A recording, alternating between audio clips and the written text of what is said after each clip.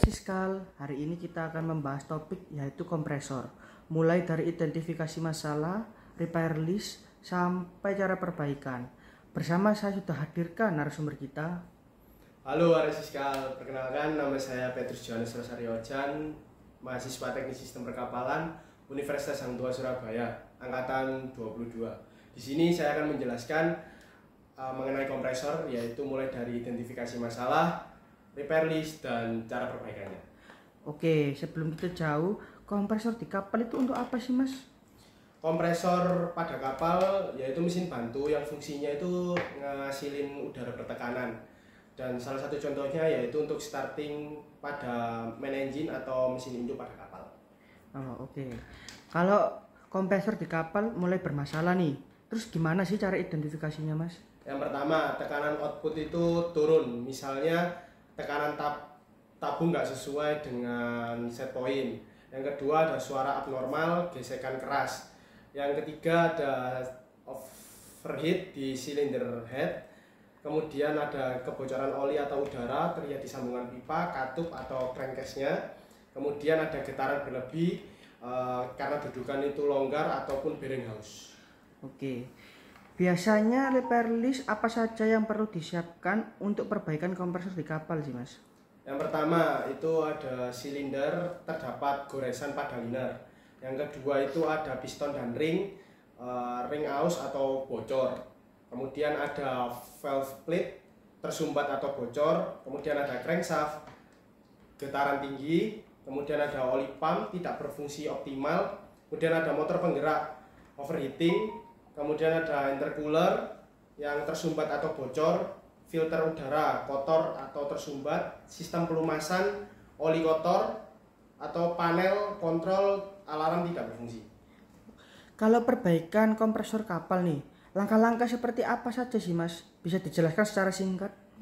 Yang pertama itu silinder, ada honing atau harus diganti. Terus yang kedua ada piston dan ring, ganti ring pistonnya. Kemudian ada valve plate, bersihkan atau diganti. Kemudian ada crankshaft, di balancing atau ganti bearing. Kemudian ada oli pump, service atau diganti. Kemudian ada motor penggerak, cek piston. Kemudian ada intercooler, itu dibersihkan atau di pressure test gitu. Kemudian ada filter udara, ganti atau dibersihkan. Kemudian ada sistem pelumasan, ganti oli atau cek pompa.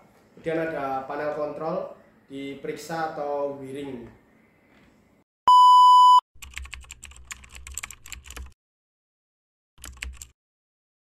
Here are the parts of the air compressor: the air filter,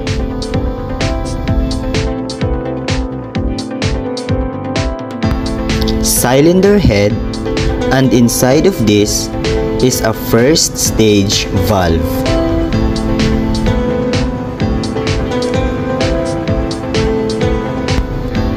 The piston,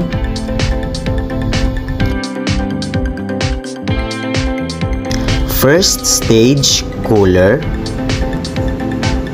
second stage suction valve,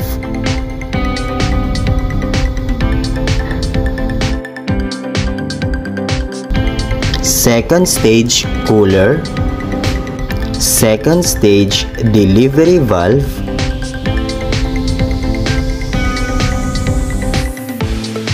the crankcase, and inside of this is a connecting rod and the crankshaft. The unloader or the magnetic valve,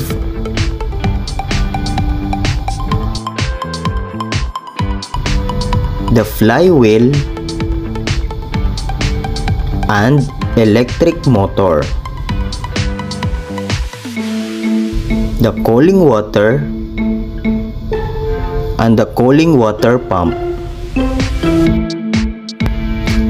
The safety valve, the breather cap or the oil port, water checker, oil screen,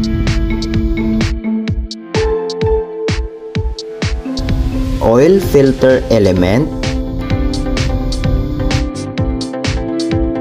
oil level gauge, drain separator, auto drain trap, instrument panel, pressure switch, and the air bottle, and the maintenance of the air compressor. Before starting any kind of maintenance for air compressor, be sure to switch off the breaker and put the tag "Do not start" or "Under maintenance." Wear proper personal protective equipment and read the manual for instructions. Cleaning or replacing the air suction filter.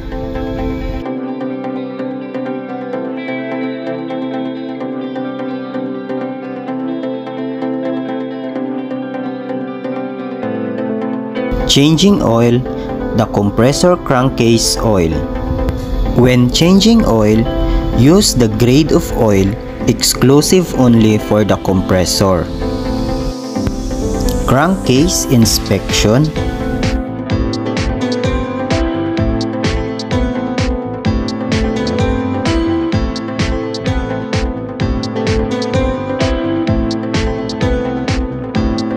Cleaning of oil filters.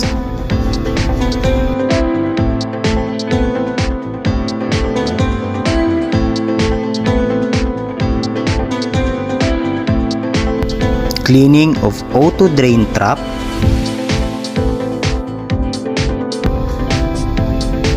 Checking the pressure gauge, the first stage, second stage gauge, the oil and the water gauge.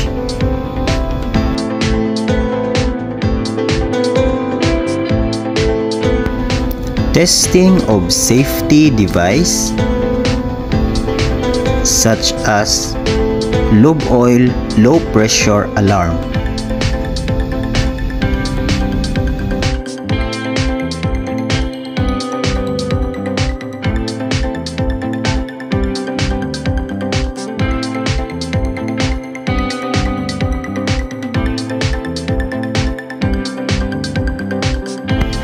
Overhauling, cleaning, and inspection of the first stage valve assembly, second stage suction valve,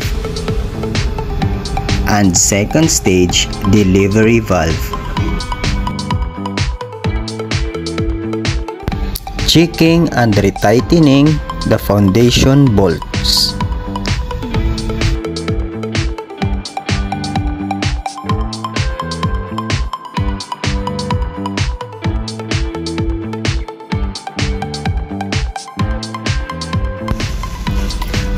Checking and inspection of the unloader.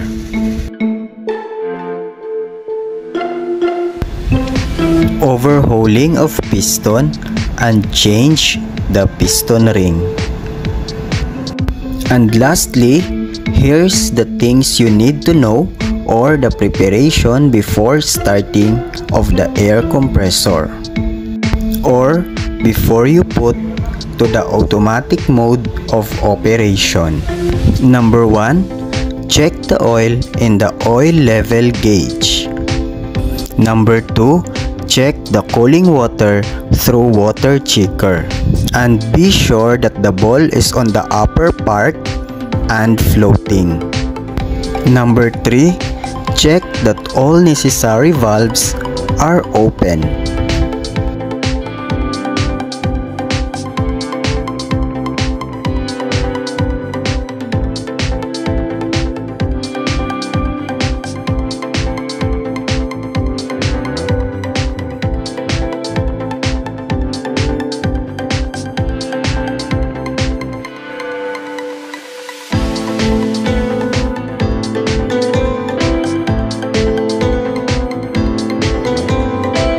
After checking, put the compressor to the auto position and the compressor enters the automatic start and stop mode of operation.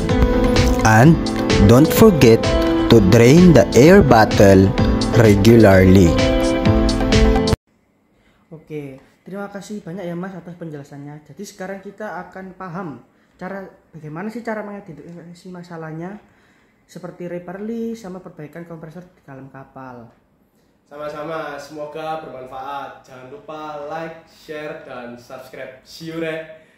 Siskal, unggul, KSP, tenang, santai, waira.